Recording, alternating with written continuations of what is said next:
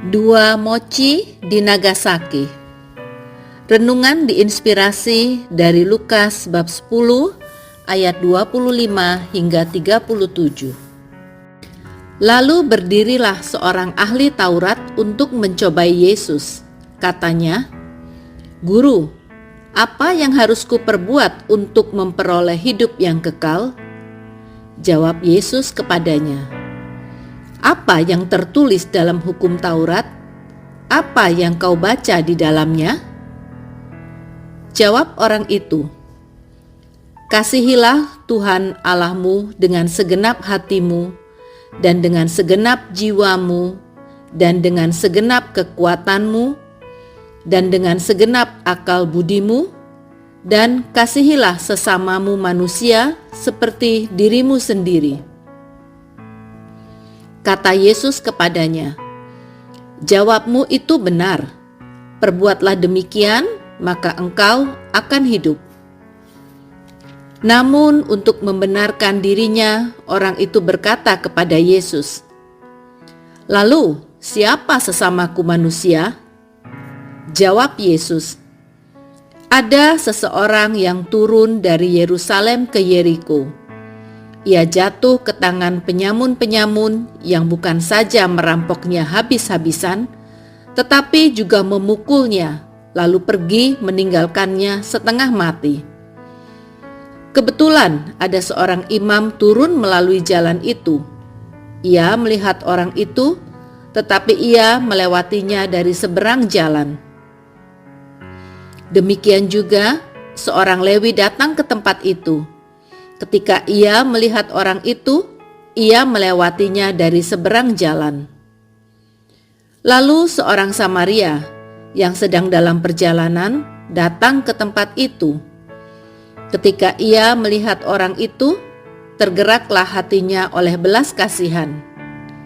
Ia mendekati dia, lalu membalut luka-lukanya sesudah ia menyiraminya dengan minyak dan anggur. Ia menaikkan orang itu ke atas keledai tunggangannya sendiri, lalu membawanya ke penginapan dan merawatnya. Keesokan harinya, ia mengeluarkan 2 dinar dan memberikannya kepada pemilik penginapan itu. Katanya, "Rawatlah dia, dan jika kau belanjakan lebih dari ini, aku akan menggantinya waktu aku kembali." Siapakah di antara ketiga orang ini, menurut pendapatmu, menjadi sesama manusia bagi orang yang jatuh ke tangan penyamun itu? Jawab orang itu, "Orang yang telah menunjukkan belas kasihan kepadanya." Kata Yesus kepadanya, "Pergilah dan perbuatlah demikian."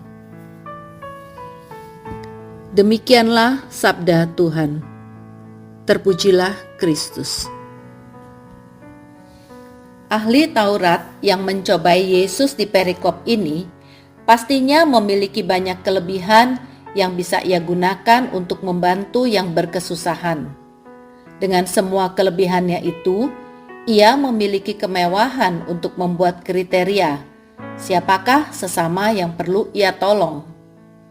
Yesus mengerti kondisi tersebut, sehingga Yesus pun memberikan jawaban dengan balik bertanya. Yesus memposisikan ahli Taurat ini sebagai pihak yang dirampok dan membutuhkan pertolongan. Siapakah sesamamu jika engkau yang berkesusahan? Siapapun yang menunjukkan belas kasihan kepada kita. Demikian jawaban ahli Taurat tersebut. Pemahaman tentang belas kasihan ini saya dapatkan ketika saya kelaparan di area pedesaan Shitsu, Nagasaki. Buku Silence menginspirasi saya untuk mencari jejak kekatolikan di area Nagasaki. Menaiki bus umum, saya sampai di Shitsu, sebuah desa sekitar 2 jam dari Nagasaki. Sebelum berangkat, saya sudah memeriksa Google dan tertulis ada restoran di sekitar gereja Shitsu.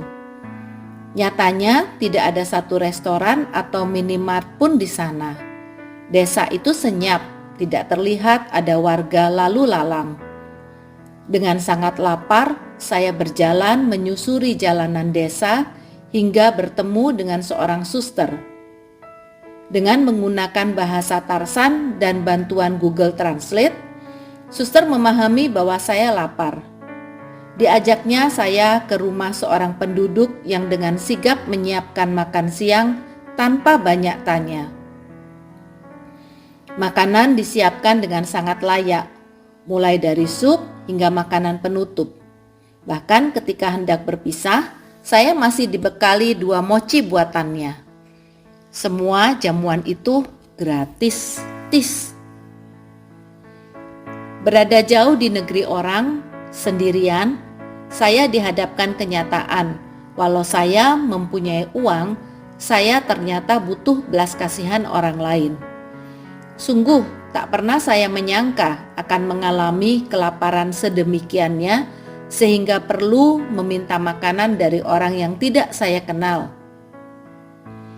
Kejadian ini mengingatkan saya bahwa manusia selalu membutuhkan satu sama lain dan murah hati adalah keutamaan sebagai sesama manusia. Jika mampu, berikanlah. Jika sanggup, tolonglah. Jika kuat, pikulah. Miliki hati yang bergegas berbelas kasih kepada sesama pada semua makhluk ciptaan Tuhan. Mari kita berdoa. Ya Yesus, jadikan hatiku seperti hati-Mu. Hati yang lembut, hati yang mengasihi tanpa memandang dan tanpa pamrih. Amin.